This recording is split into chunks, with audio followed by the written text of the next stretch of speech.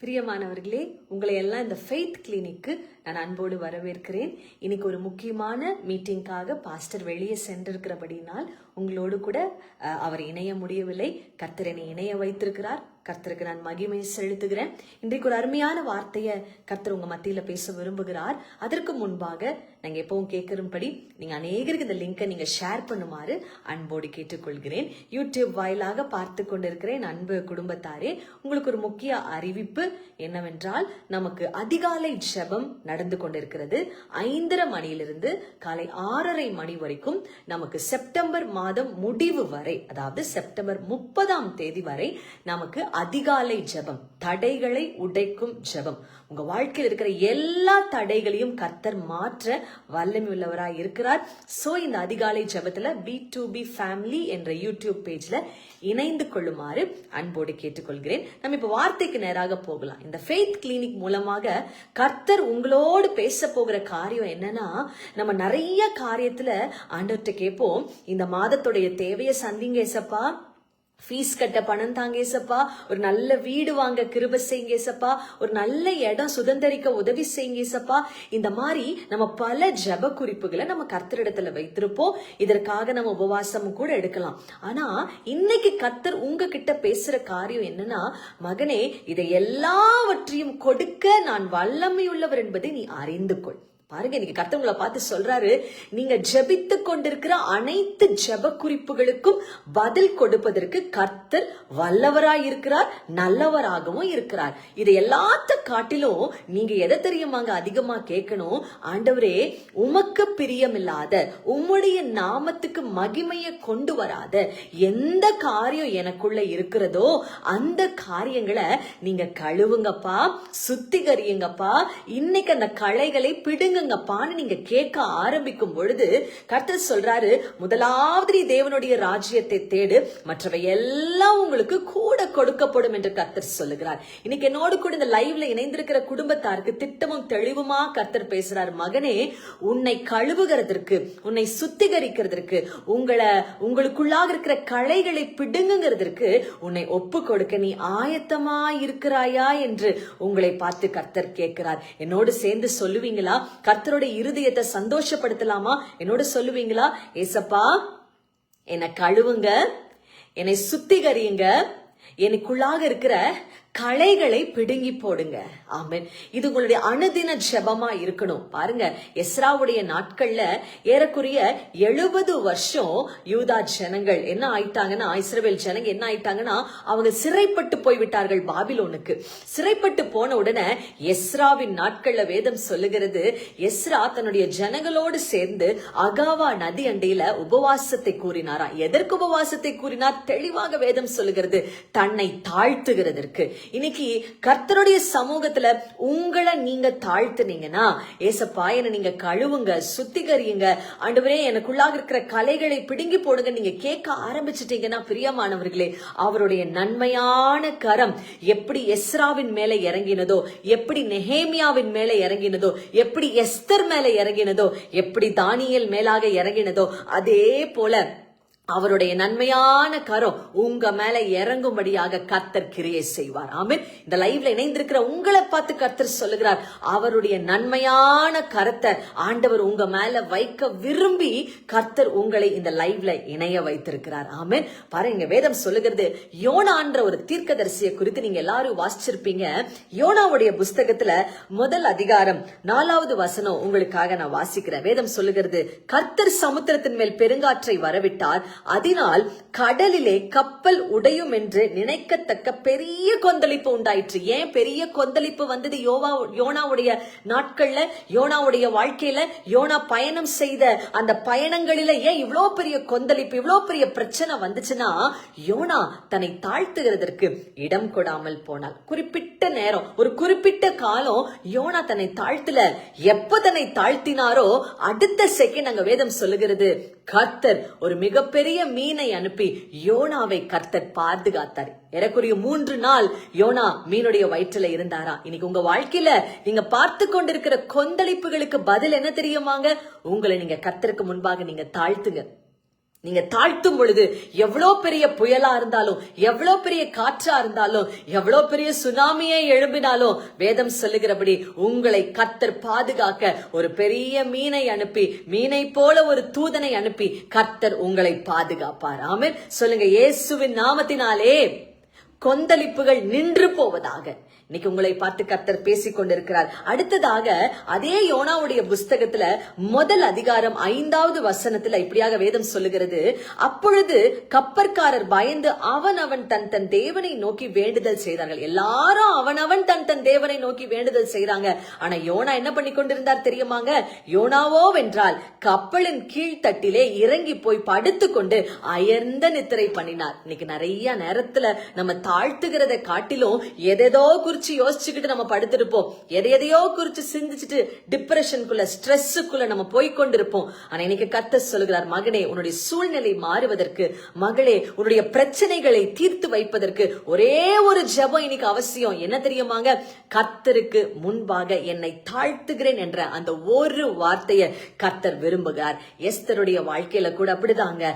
மொர்தெகாய் எஸ்தரை பார்த்து சொல்றாரு, இந்த காலத்தில் நீ மௌனமா இருந்தால் நீ இருக்கிற வேண்டிய இடத்துல வேற ஒருவனை வைத்து கர்த்தர் செய்து விடுவார். இன்னைக்கு அதுக்கு பிற்பாடு வேதம் சொல்லுகிறது, எஸ்தர் 3 நாள் அல்லும் பகலும் உபவாசித்து கர்த்தருடைய சமூகத்தை தன்னை தாழ்த்தின பொழுது வேதம் சொல்லுகிறது, பிரியமானவர்களே, அந்த ராஜா கேட்கிறாரு, ராஜ்யத்தில் பாதி மட்டும் கேட்டாலும் உனக்கு நான் கொடுப்பேன். அப்போ எஸ்தருடைய வாழ்க்கையில குயின் என்ற பட்டம் இருந்தது. இன்னைக்கு நமக்கு கூட இருக்கலாம்.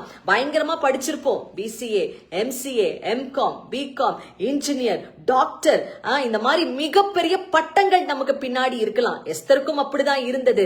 ஆனா என்னைக்கு தன்னை தாழ்த்தி கர்த்தருக்கென்று தன்னை ஒப்பு கொடுத்தார்களோ அன்னைக்கு தாங்க அவங்க அந்த பட்டத்துக்கு உண்டான வேலை ஆரம்பித்தது. இன்னைக்கு இரண்டாவதாக கர்த்தர் உங்களை பார்த்து சொல்லுகிறார், நீங்க கர்த்தருடைய சமூகத்துல உங்களை தாழ்த்தும் போது, ஆண்டவரே நீ சுத்திகரிங்க, என்னை கழுவுங்க, இந்த களைகளை பிடுங்கி போடுங்க நீங்க கேட்கும் பொழுது, நீங்க என்ன வாழ்க்கையில கர்த்தர் உங்களை படிக்க வைத்தாரோ, எதற்கு உங்களை அழைத்தாரோ அந்த அழைப்புக்கு ஏதுவாக கர்த்தர் கதவுகளை திறக்க ஆரம்பிப்பார். இன்னைக்கு நான் சொல்றேன், வேலையே இல்லைன்னு கவலைப்படாதீங்க.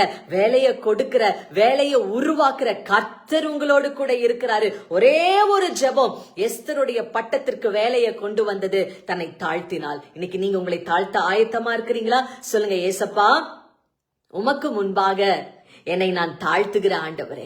ஆமென். மூன்றாவதாக ஒருவரை உங்களுக்கு நான் காண்பிக்க போறேன், தானியேல். உங்க எல்லாத்துக்கும் தெரியும், தானியேல் ஒரு மிகப்பெரிய ஆள் தான். ராஜா கூடயே இருக்கிறவர் தான். கல்தேயர்கள் பார்த்து பொறாமப்படுகிற அளவுக்கு மிகப்பெரிய ஆள் தான். ஆனா ஒரு குறிப்பிட்ட நேரம் வரும்பொழுது வேதம் சொல்லுகிறது, தேவதூதன் வந்து தானியேலை சந்தித்து பேசும் பொழுது தானியேல் முகம் குப்புற விழுந்தாராம். எப்படி தாழ்த்தினாரு பாத்தீங்களா? அதனால தாங்க சிங்க கெபில போட்டா கூட சிங்கங்களுடைய நாவுகள் கட்டப்பட்டதுக்கு காரணம் என்ன தெரியுமா? தானியேலுடைய அந்த தாழ்மையின் குணம். இன்னைக்கு உங்களை பார்த்து கர்த்தர் பேசுகிறார், மகனே, உன்னை தாழ்த்த நீ ஆயத்தமா இருக்கிறாயா? நான்காவது, யோவான் வெளிப்படுத்தின விசேஷத்தை எழுதும் பொழுது வேதம் சொல்லுகிறது, வெளிப்படுத்தின விசேஷம் 1:17 யோவான் கர்த்தரை கண்டவுடனே அவர் செத்தவரை போல விழுந்தாராம். எவ்வளோ பெரிய ஒரு தீர்க்கதரிசியா இருந்தாலும், ஒரு ஊழியனா இருந்தாலும், ஆண்டவருடைய மார்பிலே சாய்ந்திருக்கிற ஒரு சீஷனா இருந்தாலும், கர்த்தரை பார்த்த உடனே அவர் தன்னை செய்த எப்படி தன்னுடைய செய்கையை வெளிப்படுத்தினார்னா, முகம் குப்புற செத்தவனை போல விழுந்தாராம். அப்படி உங்களை நீங்கள் தாழ்த்த இன்னைக்கு நீங்கள் ஆயத்தமா இருந்தீர்கள் என்றால் கர்த்தர் உங்களை பார்த்து ஒரு 2 காரியத்தை செய்வேன் என்று உங்களை பார்த்து வாக்கு கொடுக்கிறார். உங்களுக்காக நான் வாசிக்கிறேன். வெளிப்படுத்தின விசேஷம் முதல் அதிகாரம் 17வது வசனம். நான் அவரை கண்ட போது செத்தவனை போல் அவருடைய பாதத்தில் விழுந்தேன். அப்பொழுது அவர் தம்முடைய வலது கரத்தை என் மேல் வைத்து, முதலாவதுங்க, நீங்க கர்த்தர்கிட்ட உங்களை தாழ்த்தும் பொழுது, என்னை கழுவுங்கப்பா, என்னை சுத்திகரிங்கப்பா, என் களைகளை பிடுங்கி போடுங்கப்பான்னு நீங்க கேட்கும் பொழுது ஃபர்ஸ்ட் காரியம் கர்த்தர் என்ன தெரியுமாங்க செய்வாரு? அவருடைய வல கரத்தை கர்த்தர் உங்க மேல வைப்பாரு. அவருடைய கையை உங்க மேல வச்சு, எங்கெல்லாம் நீங்க விழுந்து கிடக்குறீங்க, கிடக்குறீங்களோ, எங்கெல்லாம் நீங்க அவமானப்பட்டு இருக்கிறீங்களோ, எங்கெல்லாம் நீங்க உடைஞ்சு போய் கிடக்குறீங்களோ, அங்கிருந்து கர்த்தருடைய கரம் உங்களை தூக்கி எடுக்கும். எவ்வளோ பாதாள குழியில நீங்க இருந்தாலும் நீங்க கர்த்தர்கிட்ட உங்களை தாழ்த்தினீர் என்றால் இன்றைக்கு கர்த்தருடைய கரம் உங்களை தூக்கி எடுக்க போகிறது. கர்த்தர் சொல்லுகிறார், மகளே மகனே, உன்னை தூக்கி எடுக்க நான் ஆயத்தமாய் இருக்கிறேன். இரண்டாவது, கர்த்தருக்கு முன்பாக தாழ்த்தும் பொழுது கர்த்தர் செய்கிற காரியம் என்ன தெரியுமாங்க? என்னை நோக்கி பயப்படாதே, நான் முந்தினவரும் பிந்தினவரும் உயிருள்ளவருமா இருக்கிறேன். ஆமாங்க, கர்த்தர் உங்களை பார்த்து சொல்லுவார், பயப்படாத மகளே, நான் அல்பா ஒமேகாவுமா, ஆதியும் அந்தமுமா, முந்தினவரும் பிந்தினவருமா இருக்கிறபடியினால் உன் எதிர்காலத்தை நான் திட்டமிட்டபடி உனக்காக நான் செய்து முடிப்பேன். உனக்கு வேலைய நான் திட்டமிட்டபடி உனக்கு கொடுப்பேன். உனக்கு ஒரு நல்ல எதிர்காலத்தை அவர் திட்டமிட்டபடி உனக்கு கொடுப்பாரு. நீங்க தாழ்த்த ஆரம்பிச்சுட்டீங்கனாலே உங்க வாழ்க்கையில சகலமும் அவரால் திட்டமிடப்பட்ட பட்டபடியே செய்ய வேண்டிய நேரங்களில, நடக்க வேண்டிய காலங்களில கர்த்தர் செய்து முடிப்பார். கர்த்தர் சொல்லவில்லையா, அதனதன் காலத்தில் கர்த்தர் எப்படி செய்து முடிப்பார்? நேர்த்தியாய் செய்து முடிப்பார். கடைசியாக நீங்க கர்த்தர் கிட்ட உங்களை தாழ்த்தும் பொழுது கர்த்தர் சொல்றாரு, மரித்தேன், 19வது வசனம், மன்னிக்கவும் 18வது வசனம், மரித்தேன் ஆனாலும் இதோ சதா காலங்களிலும் உயிரோடு இருக்கிறேன். ஆமென். நான் மரணத்திற்கும் பாதாளத்துக்கும் உரிய திறவுகோலை உடையவராய் இருக்கிறேன். கர்த்தர் கையில உங்களுடைய வாழ்வின் நல்ல கதவுகளை திறக்கிற திறவுகோள்களை அவர் கரத்துல வைத்திருக்கிறார். உங்க கரத்துல அந்த திறவுகோலை கொடுக்க கர்த்தர் ஆசைப்படுவார். எப்ப தெரியுமாங்க? நீங்க உங்களை அப்பா கிட்ட தாழ்த்தும் பொழுது. எல்லாருக்கும் நம்ம பெர்ஃபெக்ட்ன்ற எண்ணம் இருக்கும். ஆனா இன்னைக்கு என்னோடு இணைந்திருக்கிற உங்களை கர்த்தர் சொல்லுகிறார், மகனே, ஒரு நிமிடம் என்னுடைய சமூகத்துல நீ உன்னை தாழ்த்து. அப்பொழுது உன் கரத்துல நான் உன் வாழ்வின் நல்ல கதவுகளை திறக்கிற திறவுகோலை நான் கொடுக்க ஆயத்தமா இருக்கிறேன் என்று கர்த்தர் சொல்லுகிறார். கண்களை மூடி நம்ம ஜெபிப்போமா? ஆண்டவரே, இந்த காலை வேளையில தேவனே, எங்களை நாங்க எல்லாரும் உம்முடைய சமூகத்துல தாழ்த்துகிறோம். என்னோட லைவ்ல இணைந்திருக்கிற, என்னை பார்த்து கொண்டிருக்கிற ஒவ்வொருவரும் குடும்பமாய் உமக்கு முன்பாக எங்களை தாழ்த்துகிறோம். ஆண்டவரே, இந்த ஒரு விசை ராஜா உம்முடைய கரத்தை எங்க மேல வைங்க, திறவுகோள்களை தாங்க.